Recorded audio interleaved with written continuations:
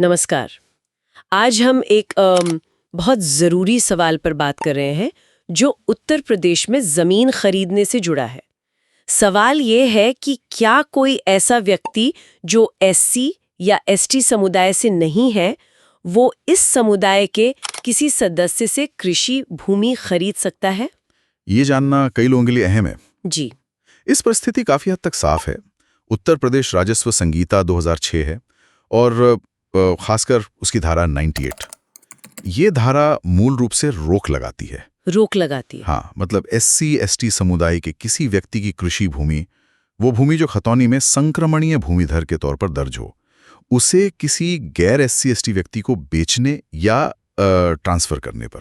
अच्छा, तो ये एक सीधी सीधी रोक है और जाहिर है जैसा सामग्री बताती है, मकसद इन समुदायों की कृषि भूमि को सुरक्षित रखना होगा। ठीक है, तो इस नियम को थोड़ा और समझते हैं।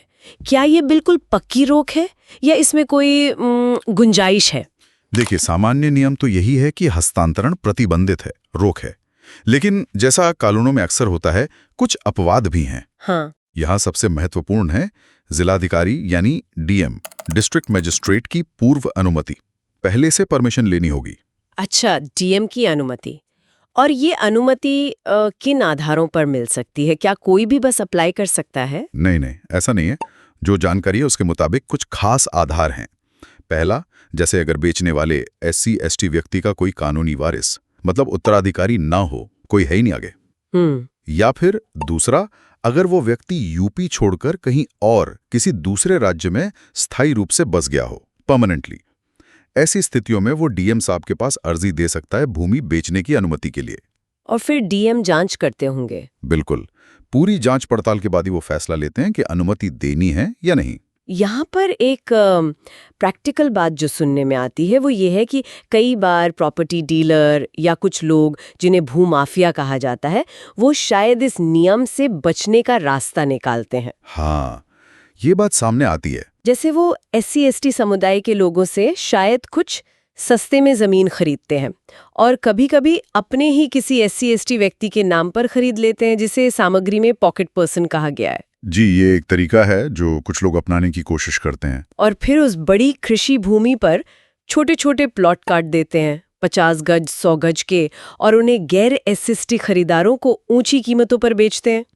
और ये सब तब भी जब वो जमीन अभी भी कागजों में कृषि भूमि ही है, मतलब उसका लैंड यूज चेंज नहीं हुआ है डीएम द्वारा। हाँ बिल्कुल, ये तरीका अपनाया तो जाता है, लेकिन मैं साफ कर दूं, ये बहुत ही जोखिम भरा लेन देन है। जोखिम भरा कैसे? सामग्री बिल्कुल स्पष्ट करती है, अगर जिला अधिकारी की पूर्व अनुमति के बिना एससी एसटी व्यक्ति से कृषि भूमि खरीदी गई, तो वो बिक्रीनामा, वो बैनामा कानूनी तौर पर शुरू से ही शून्य माना जाता है।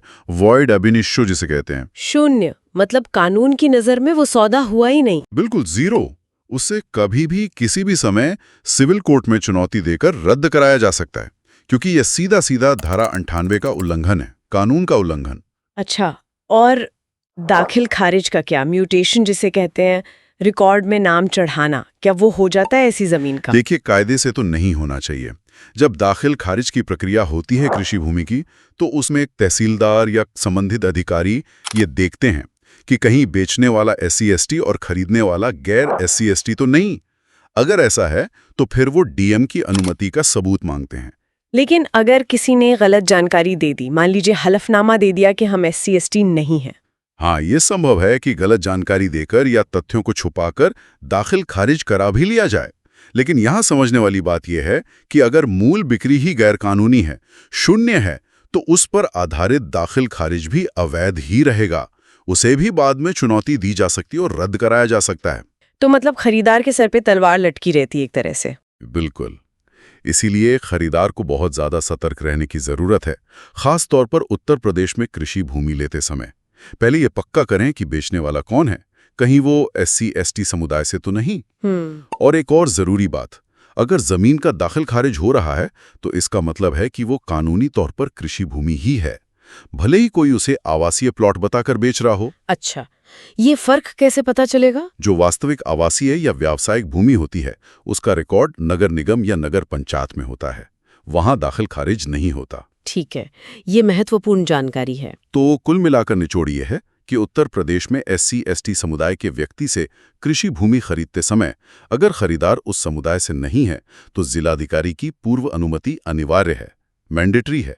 इसके बिना किया गया कोई भी सौदा कानूनी रूप से अवैध है। और खरीदार का पैसा, समय सब बर्बाद हो सकता है। बिल्कुल, पैसा भी गया, समय भी गया और ऊपर से लंबी मुकदमेबाजी में फंसने का खतरा अलग। ये जानकारी वाकई उन सब के लिए बहुत महत्वपूर्ण है जो उत्तर प्रदेश में जमीन खरीदने की सोच रहे हैं। और ये हमें एक बड़े सवाल पर भी सोचने को मजबूर करती है ना जी, कि जैसे जैसे शहरीकरण बढ़ रहा है, जमीन की जरूरत बढ़ रही है, तो विकास की इन जरूरतों और जो कमजोर समुदाय हैं उनकी संपत्ति, उनकी जमीन की सुरक्षा, इनके बीच संतुलन बनाना कितना मुश्किल है। ये कानून के प्रावधान शायद इसी चुनौती को दिखाते हैं। सही कहा, ये एक बड़ा सामाजिक और कानूनी संतुलन का मुद्दा है। इस पर सोचा जा सकता है। खैर, आज के लिए इतना ही। नमस्कार। नमस्कार।